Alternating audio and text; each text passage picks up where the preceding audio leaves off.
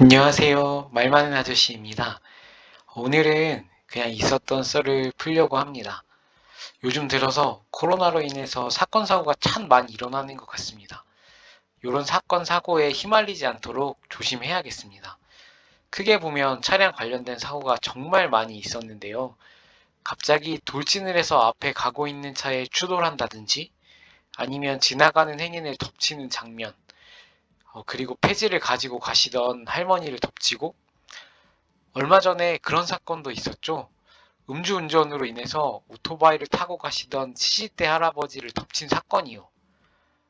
그 사고를 낸 운전자가 나도 다쳐서 아프다고 했다던데 사고 난 할아버지 구명 활동은 없었고요. 그런 뉴스가 너무나도 많이 나오는 게 아닌가 생각이 요즘 참 많이 드는 것 같습니다. 정말 그러면 안 되는데 말이죠. 그리고 또 50대 중년의 일탈이 심상치 않게 뉴스거리로 등장합니다. 얼마 전에 있었죠. 버스 터미널에서 난동을 부리면서 터미널에 있던 시민에게 폭행을 가했던 사건이요. 배가 고파서 그랬다는데 실질적으로 말이 안 된다고 봅니다. 왜냐면 배가 너무 고프면 그렇게 움직일 힘이 남지 않거든요. 내가 너무 배가 고프니까 다른 사람을 때린다? 이게 말이 되는 이야기인지 모르겠습니다. 이렇게 서론을 깔았던 이유는 저도 얼마 전에 저런 일을 당했거든요. 제가 좋아하는 가수가 있습니다. 나중에 그분들의 영상도 올려보도록 하겠습니다. 그 가수의 브이라이브를 보고 있었습니다. 채팅도 하면서 말이에요. 내 채팅을 읽어주고 답해주면 너무 행복하더라고요. 그래서 그걸 보고 있었는데 건널목이었거든요. 저는 당연히 한쪽 끝에서 걸어가고 있었고 핸드폰을 보고 있었으니까 천천히 걸어가고 있었어요. 그런데 앞에서 갑자기 사람이 나타나더라고요. 분명히 방금 전에 봤을 때 없었거든요. 그런데 사람만 나타났으면 아마 피해서 옆으로 지나갔을 텐데 앞에 나타나자마자 본인이 들고 있는 가방을 휘두르더라고요.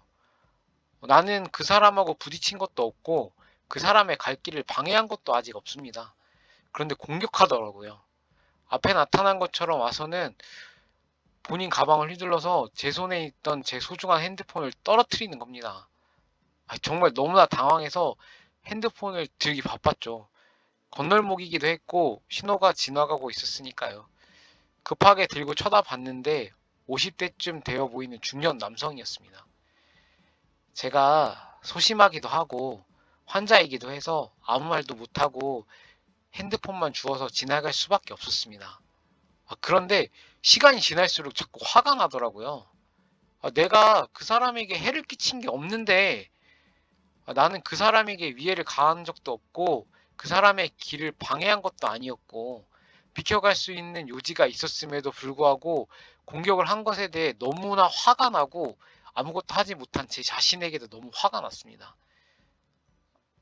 무슨 일을 했다면 결국은 폭력이 되겠지만 무슨 말이 필요하겠습니까? 그런데 말이에요. 중년분들 중에는 저런 일을 하는 게 당연하다고 생각하는 사람들도 있는 것 같습니다. 다 그렇다는 게 아니고 요즘 사건 사고가 올라오는 이야기를 보면 너무나 많지 않습니까?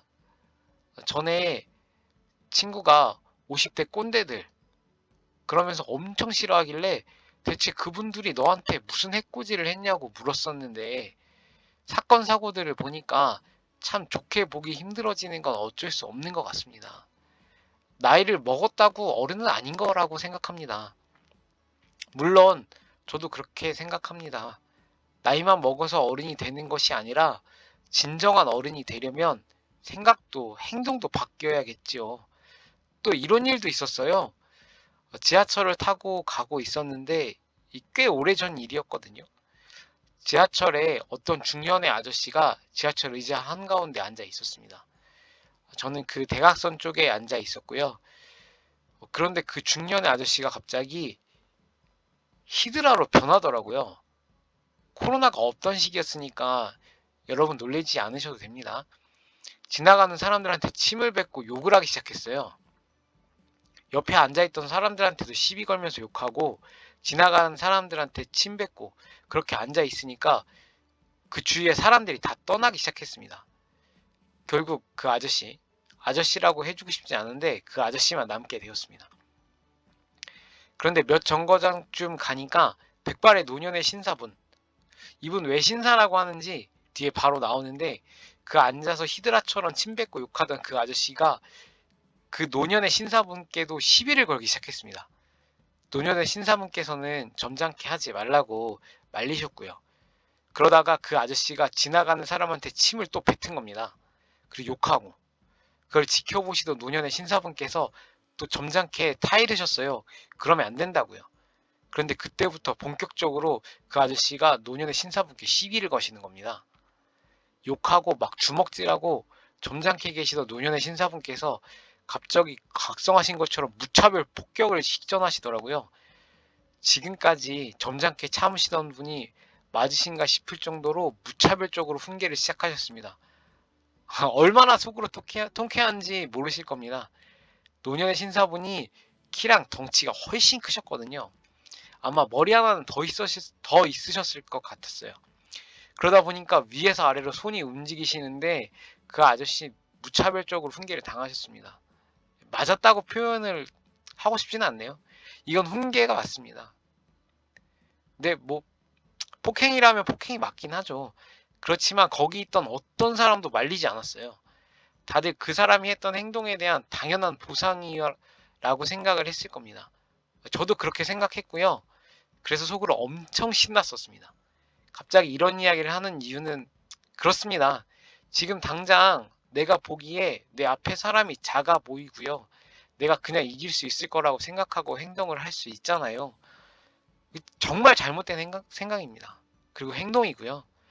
꼭 그런 사람들은 자기보다 더 강한 상대에게 똑같이 당하시기 바랍니다. 왜 그런 말 있잖아요. 그 인격 장애를 가진 사람들, 마동석 같은 사람 앞에 가면 다 정상으로 변한다고. 나보다 약한 사람들을 아끼고 사랑할 수 있는 사람이 되지 못한다면 나보다 약한 사람들을 괴롭히는 그런 사람은 되지 않았으면 좋겠습니다. 나이를 먹었다면 적어도 그래야 하지 않을까요? 오늘 짧게 이야기를 드리려고 했었는데 오늘도 말 많은 아저씨였습니다. 봐주셔서 대단히 감사합니다.